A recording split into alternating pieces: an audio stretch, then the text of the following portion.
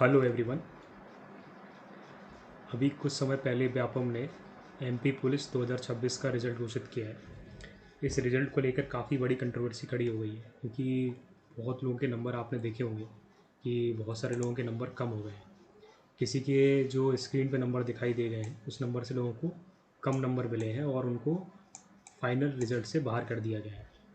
तो लोगों को रिज़ल्ट समझने में बड़ी प्रॉब्लम आ रही है।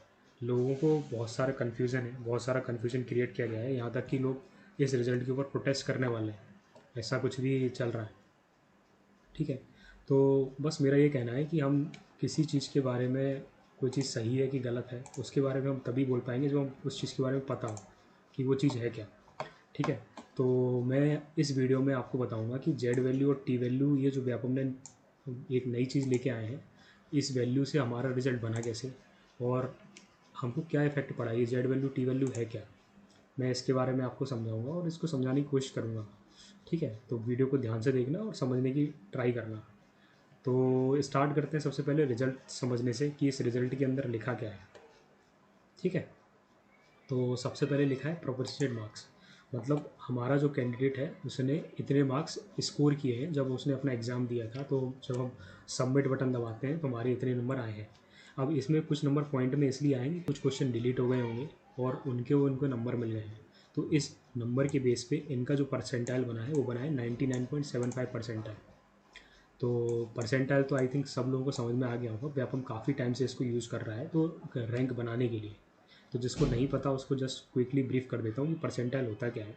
तो आप ये ऐसे समझ सकते हैं कि मान लीजिए 10 लोगों ने एग्ज़ाम दिया, 10 लोगों ने एग्ज़ाम दी जिसके हाईएस्ट नंबर 10 है। ठीक है। किसी के नंबर 9 आए होंगे, किसी के नंबर 8 आए होंगे, किसी के नंबर 7 आए होंगे। तो जिसके हाईएस्ट नंबर होते हैं उसको बोला जाता है 100%। और जिसके और कम नंबर आए हैं उसको बोला, जैसे इस 9 नंबर वाले के नंबर आए होंगे 99.9 परसेंटाइल। ठीक है। ऐसे ही ये परसेंटाइल की टेबल चलेगी। तो बेसिकली परसेंटाइल हमको ये बताएगा कि आप कितने लोगों से ऊपर हो। ठीक है। तो जैसे ये जो भाई हैं इनके 99.75 परसेंटाइल है, तो मतलब ये 99.75% लोगों से ऊपर है, इनके नंबर ज़्यादा है। तो ये परसेंटाइल यहाँ पे क्लियर हो गया। सेकंड चीज़ है mark detail of second phase. अब सेकंड फेज जो कि फिजिकल प्रोफिशिएंसी टेस्ट हुआ था उसमें ये पास हो गए। अब यहाँ पे ध्यान से समझना जो मैं समझाना चाह रहा हूँ। ठीक है। एक पहली चीज़ है जेड वैल्यू। अब जेड वैल्यू के बाद ब्रैकेट के अंदर कुछ लिखा हुआ है इन्होंने। जब इन्होंने ब्रैकेट के अंदर लिखा है based on first phase percentile. तो इस चीज़ को याद रखना। ठीक है। आगे आपके काम में आएगा। तो जेड वैल्यू जो बनाई गई है वो बनाई गई है किसके बेस पे, आपके परसेंटाइल के बेस पे बनाया गया है। ये जो जेड वैल्यू है फर्स्ट बेस के परसेंटाइल पे वैल्यू बनाया गया है। दूसरा है टी स्कोर। अब जो टी स्कोर जो है वो किसके बेस पे बनाया गया है, based on first base percentile और जेड वैल्यू। मतलब आपका जो टी स्कोर है वो किसके बेस पे बनाया गया है, आपका जेड स्कोर के बेस पे। ठीक है।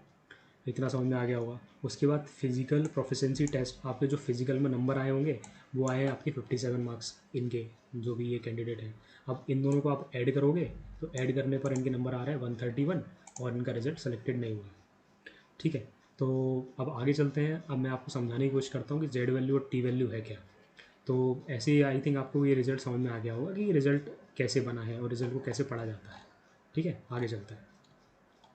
तो देखिए, हमको जेड वैल्यू समझना है तो जेड वैल्यू समझने के लिए आपको दो चीज़ें पता होना चाहिए। सबसे पहली चीज़ पता होना चाहिए आपका एवरेज। हमको पता होना चाहिए कि एवरेज क्या होता है। ठीक है। एवरेज जैसे हम बेसिकली, हम सभी लोग जो यहाँ पर ग्रेजुएट हैं और जो भी इतना समझते हैं कि एवरेज क्या होता क्या है, सब लोग जानते हैं एवरेज के बारे में। दूसरी चीज़ होती है स्टैंडर्ड डेविएशन। इसके बारे में भी हमने पढ़ाया, अपनी 10th क्लास में पढ़ा हुआ है। तो जेड स्कोर बताता क्या है, जेड स्कोर एक सांख्यिकी माप है। सांख्यिकी माप मतलब होता है एक मेजरमेंट। सांख्यिकी मतलब होता है स्टैटिकल मेजरमेंट है, जो हमको यह बताएगा कि कोई भी डेटा पॉइंट अपने माध्य से कितने मानक विचलन ऊपर या नीचे है। ठीक है। तो इसको समझाने के लिए मैं जस्ट आपको एक छोटा सा एक डेटा सेट ले लेता हूँ। सपोज़ करो हमारे पास एक डेटा सेट है 1 2 3 4 और 5 का। ठीक है। तो इस डेटा सेट में अगर हम एवरेज की बात करें तो एवरेज कितना होगा, हमारे पास 3 होगा। और ये हो गया एवरेज, इसको मैं दिखाता हूँ म्यू से। और स्टैंडर्ड डेविएशन की बात करें, स्टैंडर्ड डेविएशन दिखाता है मानक विचलन। स्टैंडर्ड डेविएशन हमको क्या बताएगा कि आपका जो डेटा है, आपके मार्क्स हैं, वो आपके एवरेज से कितने ऊपर हैं कितने नीचे हैं। ठीक है। तो जैसे सपोज़ करो यहाँ पे कोई कैंडिडेट ये एक है, इसके जो नंबर है इसके मीन से -2 है, तो इसका स्टैंडर्ड डेविएशन कितना है -2। इसका स्टैंडर्ड डेविएशन आएगा 1, इसका स्टैंडर्ड डेविएशन आएगा 0, इसका स्टैंडर्ड डेविएशन आएगा +1 और इसका स्टैंडर्ड डेविएशन आएगा 2। तो जेड स्कोर निकालने के लिए हमको दो चीज़ों की ज़रूरत पड़ती है, एक ज़रूरत पड़ती है एवरेज की और दूसरी ज़रूरत पड़ती है स्टैंडर्ड डेविएशन की, मानक विचलन की। तो सपोज़ करो आपके जो एमपी पुलिस का एग्ज़ाम हुआ, अब मैं तो उसको नहीं जानता हूँ कि उसका एवरेज स्कोर कितना आया होगा, ठीक है, मैं ये चीज़ नहीं जानता हूँ कि एवरेज स्कोर कितना आया है, लेकिन सपोज़ करो मैं मान लेता हूँ किसी भी आपके जो एग्ज़ाम होगा उसका एवरेज स्कोर 60 है, ठीक है, उसका एवरेज स्कोर 60 है। तो आपके जो नंबर आए हैं, जेड स्कोर मतलब जेड स्कोर हमको क्या बताएगा, आपके जो नंबर है वो इस एवरेज से मतलब ये 60 से कितने ऊपर हैं और कितने नीचे हैं, ठीक है। इतना आई थिंक आपको क्लियर हो गया होगा। तो आगे चलते हैं। जेड स्कोर में कुछ पॉइंट आपको याद रखने पड़ेंगे। सबसे पहले जीरो जेड स्कोर, मतलब अगर कोई भी डेटा पॉइंट में आपका जेड स्कोर अगर जीरो हो जाए तो जेड स्कोर का जीरो होने का मतलब वो आपको दिखाएगा क्या, मीन दिखाएगा, मतलब आपका एवरेज दिखाएगा। मतलब आपका जो ये जो 60 मार्क्स हैं, हमने इसको एवरेज बोला था, तो जिसके 60 नंबर आएंगे उसका जो जेड स्कोर होगा वो कितना बनेगा, जीरो बनेगा, ठीक है। अभी जैसे इस भाई के जो जेड स्कोर बना है वो कितना बना है, 2.43, मतलब ये मीन से बहुत ही ज़्यादा नंबर आए हैं, ये बहुत अच्छे नंबर हैं, ये 2.43 बहुत अच्छा एवरेज स्कोर होता है, ठीक है। दूसरा है positive Z score. Positive Z score का मतलब होता है आपका जो data point is above the mean, मतलब एवरेज से आपके नंबर कितने ऊपर हैं। नेगेटिव बताएगा हमको कि data point is below the mean, आपका जो स्कोर है वो मीन से मतलब एवरेज से कितना नीचे है, ठीक है। तो यहाँ पर हमारी दो तीन चीज़ें क्लियर हो गई हैं। पहली चीज़ क्लियर हो गई है कि जेड स्कोर होता क्या है और जेड स्कोर का यूज़ क्यों किया जाता है। तो जेड स्कोर का यूज़ इसलिए किया जाता है कि जब भी बहुत ही ज़्यादा डेटा हो, आमतौर पर ऐसा दिया जाता है, एक जनरल पॉइंट बोला गया कि 50 लोगों से ज़्यादा डेटा हो तो हम जेड स्कोर का यूज़ किया जाता है किसी भी सिस्टम को एक ही बेस पर लाने के लिए, किसी भी चीज़ को नॉर्मलाइज करने के लिए हम जेड स्कोर का यूज़ करते हैं, ठीक है। आप लोगों को ये समझ में आ गया होगा। अब मैं आपको एक नई चीज़ दिखा रहा हूँ, एक चीज़ दिखा रहा हूँ, वो है जनरल नॉर्मल डिस्ट्रीब्यूशन। ये एक नॉर्मल डिस्ट्रीब्यूशन कर्व है। तो देखिए होता क्या है कि कोई भी एग्ज़ाम हो या कोई भी डेटा सेट हो, वो एक नॉर्मल डिस्ट्रीब्यूशन कर्व को फॉलो करता है। नॉर्मल डिस्ट्रीब्यूशन कर्व का मतलब क्या है, इसका मतलब यह है कि जिनके नंबर कम होते हैं, आप जैसे इस कर्व को समझिए, तो नीचे मतलब जिन लोगों के नंबर कम है, ठीक है, मतलब कम स्कोर, कुछ लोगों ने बहुत अच्छा स्कोर किया होगा, कुछ लोगों ने कम स्कोर किया होगा, कुछ लोगों ने एवरेज स्कोर किया होगा। तो ये वाला जो सेट है, ये वाला जो सेट ये हमको जो दिखा रहा है, ये दिखा रहा है कम मार्क्स वाला। मतलब यहाँ पर जो लोग हैं वो कम मार्क्स किसी ने स्कोर किए हैं। मतलब मैंने बोला था कि 60 नंबर एवरेज है अपना, तो 60 नंबर यहाँ पर लोगों ने एवरेज 60 नंबर से जितने भी कम एवरेज है वो अपन को ये वाला कर्व दिखाएगा, ये वाला कर्व नीचे वाला। और जो 60 नंबर से नीचे ज़्यादा जो लोग आ रहे हैं वो अपन को ये वाला कर्व दिखाएगा, ठीक है।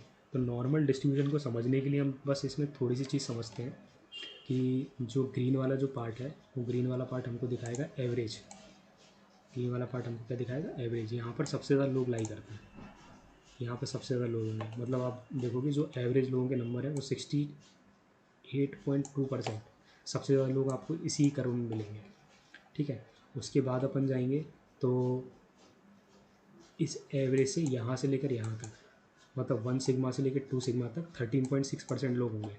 उसके बाद 2 सिग्मा से लेकर 3 सिग्मा तक 2.1% लोग होंगे, ठीक है। समझ रहे हो ना आप ये।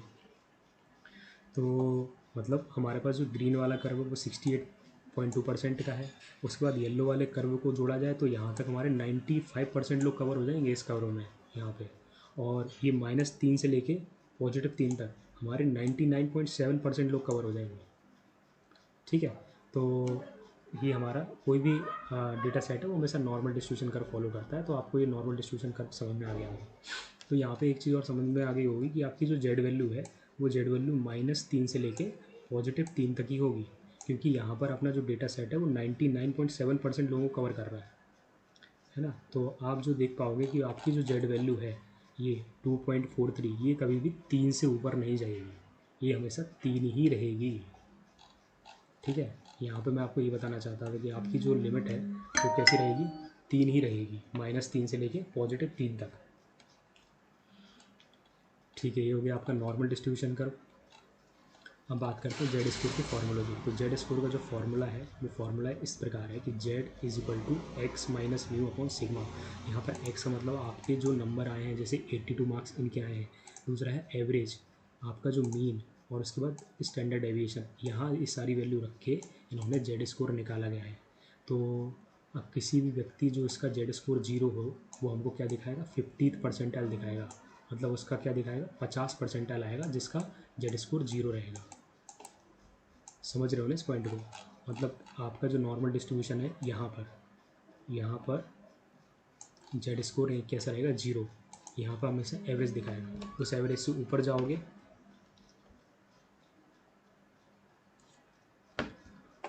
ऊपर जाओगे, तो यहाँ पर लोग कम होते जाएंगे और यहाँ पर हमको कोई टॉपर मिल जाएगा, क्योंकि यहाँ पर सबसे कम लोग रहेंगे 2.1% लोग।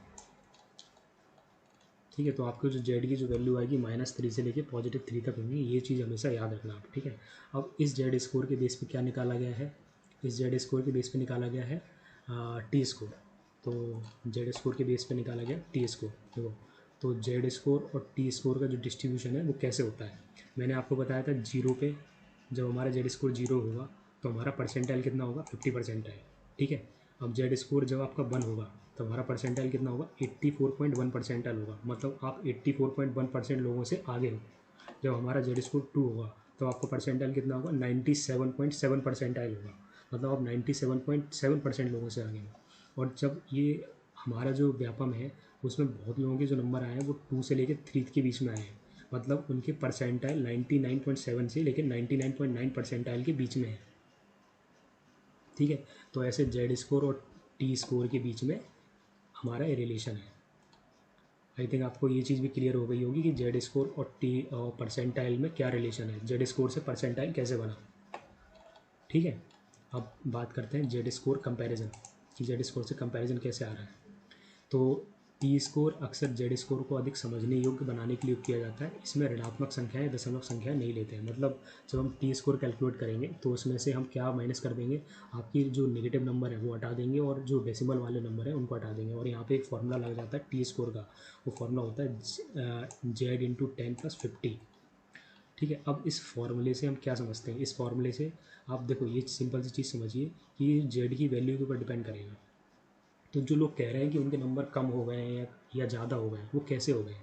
आपकी सपोज़ करो यहाँ पे जेड की जो वैल्यू है वो आपकी है 0। जब आप इसको 0 पुट करोगे हाँ 0 पुट करोगे तो आपका यहाँ पे नंबर कितना आएगा, 50 आएगा, है ना।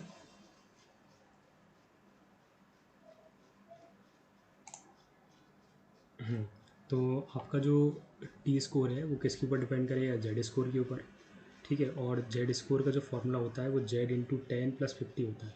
अब कोई भी रैंक निकाला जाता है वो टी स्कोर हमेशा 20 से लेकर 80 तक होता है, जहाँ 50 जो उनको दिखाता है औसत स्कोर दिखाता है। ठीक है, मतलब आपको जो टी स्कोर का जो रेंज होगा वो कहाँ से होगा, 20 से लेके 80 तक होगा। तो जो लोग कह रहे हैं ना कि मेरे नंबर कम हो गए हैं या ज़्यादा हो गए हैं या क्या हो गया है, तो उनके साथ में क्या हुआ है, आप इसको समझ सकते हो, स्केल ही चेंज कर दी गई है। मतलब पहले आपकी जो स्केल थी 100 वाली, अब आपकी स्केल हो गई है 80 वाली। मतलब जो 80 मार्क्स लेके आएगा वो सबसे हाईएस्ट नंबर लेके आएगा। समझ रहे हो आप? अब आपका जो नया 100 है वो नया 100 है वो 80 हो गया है। तो आपके नंबर कम नहीं हुए हैं, यहाँ पे आपकी स्केल ही चेंज कर दी गई है। जो लोग कह रहे हैं ना नंबर कम हो गया है क्या हो गया है, उनके नंबर बिल्कुल कम नहीं हुए नॉर्मलाइजेशन में। ठीक है, पहला ये वाला पॉइंट को समझिए आप कि नॉर्मलाइजेशन में आपके नंबर कम नहीं हुए हैं, आपकी केवल स्केल चेंज कर दी गई है। पहले आपकी वेल जब 100 मार्क्स की थी तो उसको से उन्होंने परसेंटाइल में बदला, परसेंटाइल के बदलने के बाद उन्होंने एक जेड स्कोर निकाला, जेड स्कोर निकालने के बाद अब एक टी स्कोर निकाला। टी स्कोर की जो वैल्यू जो रेंज होती है 20 से लेकर 80 तक होती है, तो 80 से ज़्यादा किसी के नंबर जाएंगे ही नहीं ना। तो जो लोग कह रहे हैं जिसके 85 नंबर थे उनके 80 नंबर कर दिए या 74 नंबर कर दिए, क्योंकि आपकी जो स्केल है वो 80 तक ही सीमित है, आपके उससे नंबर ऊपर जाएंगे ही नहीं। ठीक है, तो अब इसको जस्ट समझने के लिए मैं थोड़ा सा आपको इस पर लेके चलता हूँ, टी स्कोर की कैलकुलेशन कैसे करी गई है। तो मैंने आपको बताया था जिसका जेड स्कोर 0 होगा उसका परसेंटाइल होगा कितना, 50। ठीक है, उसका परसेंटाइल कितना होगा, 50। मतलब आपका सपोज़ करो इसमें जो आपका जेड स्कोर है वो -1 है। जब इसको आप -1 करोगे, यहाँ मैंने फॉर्मूला लगा रखा है।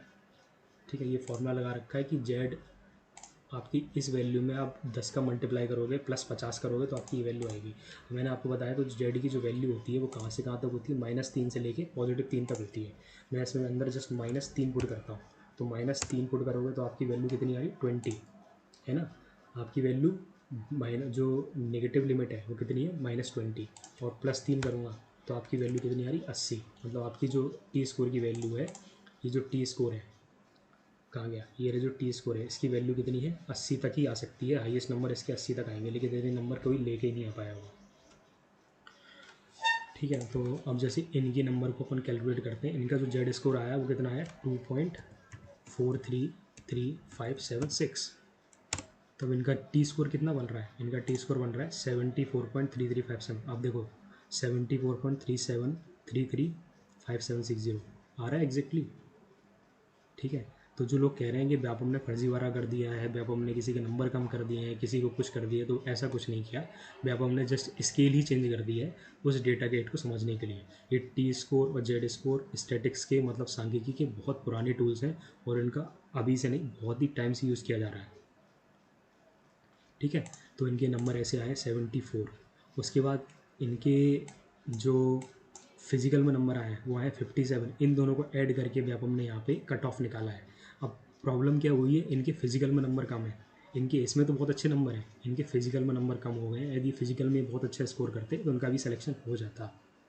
ठीक है, और हो सकता है कि इन्होंने व्यापम ने ऐसा कुछ किया हो कि फिजिकल का कुछ कट ऑफ या उसको भी रखा हो, इस कारण से इनका सिलेक्शन नहीं हो पाया हो।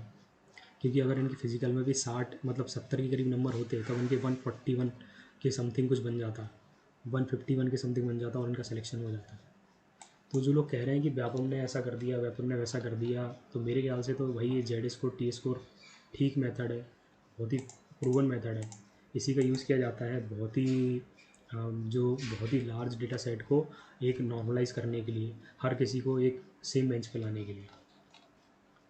ठीक है, आई थिंक आप लोगों को सब चीज़ समझ में आ गई होगी कि जेड वैल्यू क्या है, टी स्कोर क्या है, इसका यूज़ कैसे किया जाता है। अब मैं ये चीज़ आपके ऊपर छोड़ता हूँ कि ये चीज़ सही है कि गलत है। ठीक है, मैंने आपको समझा दिया है कि ये सारी चीज़ें होती कैसे हैं और कैसे बनाई गई हैं। कोई भी कन्फ्यूज़न हो, कोई भी डाउट हो, नीचे कमेंट सेक्शन में आप बोल सकते हो, और जो चीज़ आपको नहीं समझ में आई वो भी मुझे बता सकते हो। ठीक है, चैनल को सब्सक्राइब करना है नहीं करना वो आपके ऊपर है, आपको आपकी मर्ज़ी, आपको करना है कि नहीं करना। चलिए आगे चलते हैं, और भी कोई डाउट होगा, कोई भी चीज़ होगी आप मुझे बता देना, मैं उसके ऊपर वीडियो लेके आ जाऊँगा। Thank you so much for your time.